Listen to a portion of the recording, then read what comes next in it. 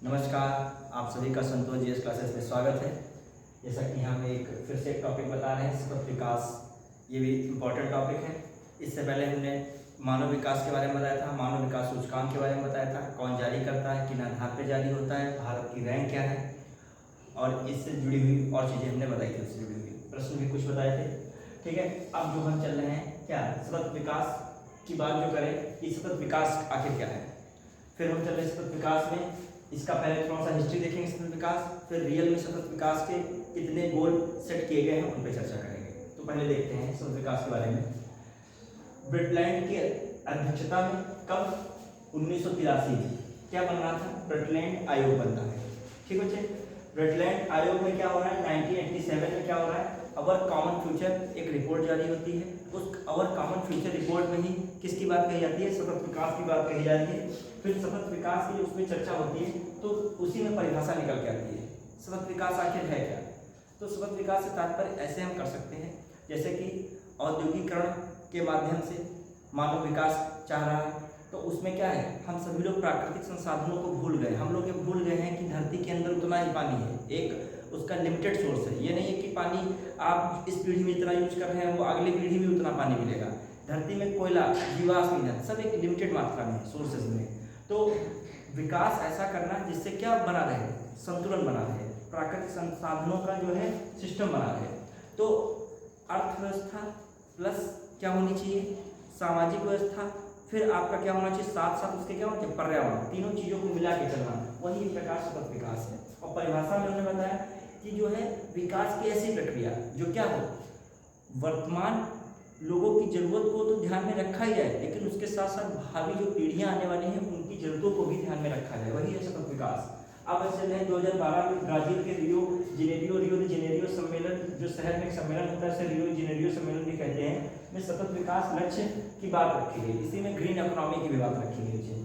फिर इसी में COP21 2015 पेरिस सम्मेलन में सतत विकास लक्ष्य को स्वीकार किया गया। इसमें सतत विकास लक्ष्य जो बात रखी गई थी उसके बाद स्वीकार किया गया, और इसी से एजेंडा 31 निकला। इसी एजेंडा 31 में कहा गया कि 2030 तक सतत विकास लक्ष्य जो 17 निर्धारित किए गए हैं उनको क्या, उनकी प्राप्ति करना, मतलब सतत विकास के लक्ष्यों की 2030 तक प्राप्ति करना। अब सतत विकास लक्ष्य जो एक करेंट डाटा मान सकते हो इसको, हालांकि 2021 में रिपोर्ट आई लेकिन अभी तक अपडेट नहीं हुई, यही अभी चल रही है। तो SDG जो रिपोर्ट 2021 के अनुसार फर्स्ट रैंक पे कौन रहता है, फिनलैंड रहता है। फिर भारत का इसमें इंपॉर्टेंस रहता है, 120 स्थान पे भारत रहता है। UN के 193 देश हैं इसमें। चलिए ये तो एक थोड़ा सा हमने समझ देखी सतत विकास लक्ष्य की। अब हम लोग थोड़ा देखते हैं सतत विकास लक्ष्य याद कैसे करेंगे। आप आइए हमारे साथ। देखो बच्चे, पहला है क्या, गरीबी। जब गरीबी हटेगी तो क्या होगा बताइए, जब गरीबी हट जाएगी तो भुखमरी मिट जाएगी, मतलब भुखमरी मिट रही है तो क्या होगा, स्वास्थ्य आपका क्या होगा, अच्छा होगा। जब गरीबी हटी, भुखमरी मिटी, जब अच्छा पिए खाएंगे तो क्या होगा, स्वास्थ्य अच्छा होगा। जब स्वास्थ्य अच्छा होगा तभी तो शिक्षा ले सकते हैं, कि बिना स्वास्थ्य के शिक्षा हो जाएगी। जब स्वास्थ्य नहीं अच्छा तो शिक्षा भी नहीं अच्छी होगी, जो स्वास्थ्य अच्छा होगा तो शिक्षा हो जाएगी। अब जब शिक्षा आ गई तो शिक्षा के साथ मतलब क्या, गुणवत्तापूर्ण शिक्षा के बाद अब क्या होगा कि क्लास में पहुंचे, लड़का लड़की दोनों बैठे हैं तो क्या हुआ, लैंगिक समानता ही, और एक दृष्टिकोण विकसित हुआ कि महिला पुरुष समान है। तो क्या गया, लैंगिक असमानता को दूर करना है तो लैंगिक समानता आ रही है। फिर लैंगिक समानता आ गई तो बच्चे क्या होगा, अब फोकस इस पे करेंगे।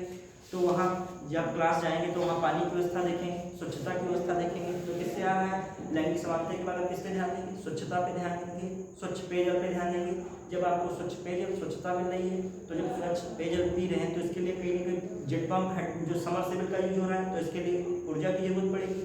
आप जो है स्वच्छता के लिए कहीं ना कहीं जो है लैट्रिन बाथरूम टाइप में बल्ब वगैरह की जरूरत पड़ रही है तो क्या हो रहा है, इसके लिए ऊर्जा की जरूरत। तो पेयजल स्वच्छता के बाद क्या है, ऊर्जा है। जब ऊर्जा आ गई तब आप कॉमन सोचिए, जब ऊर्जा मिल रही है हमको है तो क्या रोजगार चाहेंगे तो रोजगार आया। फिर अब रोजगार आ गया, रोजगार के बाद क्या ग्रो होगा, इंडस्ट्रीज ग्रो होंगी, उद्योग विकसित होगा। उद्योग के साथ साथ क्या है, आधारभूत ढांचा विकसित होगा और नवाचार भी बढ़ेगा।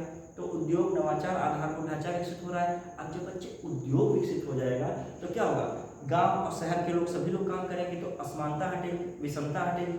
जब विषमता हट गई अब क्या हो सकता है बच्चे बताइए, अब जब आपकी विषमता हट जाएगी तो आप कैसा विकास करेंगे, सतत शहरों का विकास करेंगे। कैसे सतत शहर, मतलब सस्टेनेबल सिटी, मतलब जब कोई सिटी का ग्रो किया जाए, डेवलपमेंट किया जाए तो उस पर प्राकृतिक संसाधनों को विशेष ध्यान रखा जाए। अब जब सतत शहर हो गए तो अब क्या ध्यान रखेंगे, उन सतत शहरों में क्या आपका उपभोग और उत्पादकता के लिए आप जिम्मेदार हो, मतलब responsible to production and consumption. तो मतलब आप उपभोग और उत्पादकता का सीन हो गया। अब देखिए सीक्वेंस चल रहा था, कहाँ चल रहे थे फिर आएंगे। अब उपभोग तथा उत्पादकता जब आ गई, अब हम लोग किस पर ध्यान देंगे, अब हम लोग देखेंगे कि पर्यावरण संतुलन के लिए क्या क्लाइमेट चेंज, मतलब जलवायु परिवर्तन विषय आ गया। ये कैसे परिवर्तित हो रहा है, इसको कैसे कम किया जाए जलवायु परिवर्तन को।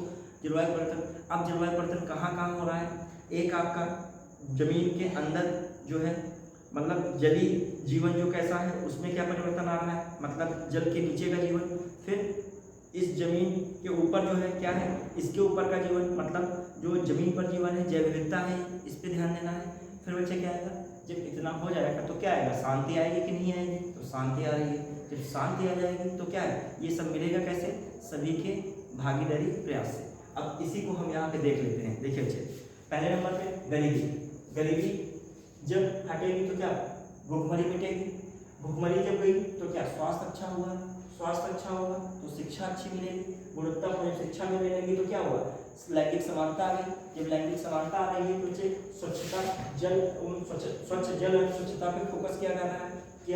फिर कैसा, अफोर्डेबल एवं क्लीन एनर्जी, मतलब जो है आपको सुलभ और स्वच्छ ऊर्जा की जरूरत होगी। जब ऊर्जा मिल गया तो जो है रोजगार काम की बात होने लगी। जब रोजगार काम होने लगा तो क्या औद्योगिक नवाचार बुनियादी ढांचा विकसित होने लगा। जब ये आ गया तो बच्चे क्या कम हो गया, विषमता, क्या हो गया, विषमता। फिर बच्चे जब विषमता दूर होगी तो किस शहरों का निर्माण होगा, सतत शहरों का निर्माण किया जाएगा। सतत शहर हो रहा है, इसका सतत शहर कब हो पाएंगे, जब उपभोग और उत्पाद क्या करेंगे, आप सिस्टम से करेंगे। ये नहीं खाली पंखा चल रहा है, कोई नहीं बैठा तो आप क्या कर रहे हैं, उपभोग अधिक कर रहे हैं। ठीक है। फिर जो हम देखा है जलवायु परिवर्तन, जलवायु परिवर्तन में विशेष ध्यान देंगे कि नहीं देंगे। जब ये सब करने के बाद क्या आपको डिफरेंस दिखेगा, जलवायु परिवर्तन फोकस करेंगे। जलवायु परिवर्तन कहाँ पे ध्यान देंगे, एक जलीय जीवन, जो जल के अंदर जीव है उन पे। फिर बच्चे जमीन पर जीवन, जमीन के ऊपर जो जीवन है। फिर आप ये सब कैसे कर पाएंगे, शांति, न्याय और मजबूत संस्थाएं बनाकर, निगरानी कर पहले का शांति न्याय बनेगा इससे, और फिर मजबूत संस्थाएं बनाएंगे, निगरानी करेंगे, क्या ये सब सही से हो सके। फिर बच्चे हम लोग देश की भागीदारी, ये सब इसको बढ़ावा दिया जाएगा। इन उद्देश्यों को प्राप्त के लिए क्या देश सब भागीदारी करें। तो इस प्रकार हमने देखा कि जो है सतत विकास लक्ष्य कितने हैं, 17 हैं। अब हम चल रहे हैं भारत में सतत विकास लक्ष्यों को कैसे निर्धारित किया जाता है, कौन इसकी देखरेख करता है, कौन इसका कार्यान्वयन करता है। तो इसके लिए SDG India index NITI Aayog जारी करता है, जो कि 16 पैरामीटर्स पे ध्यान देता है, मतलब 16 पैरामीटर्स के आधार पे एसडीजी इंडेक्स निकालता है। इसकी भी हम आगे चर्चा करेंगे। एसडीजी इंडेक्स जो नीति आयोग निकालता है वो किन किन आधार पर निकालता है, स्वास्थ्य पे निकालेगा, एजुकेशन पे निकालेगा, उसका आता है डाटा, उसमें स्टेट की प्रतिस्पर्धा कराता है कि कौन सा स्टेट फर्स्ट पे रहेगा। तो ये पूछा भी प्रश्न जाता है तो उस पर भी चर्चा हो जाएगी।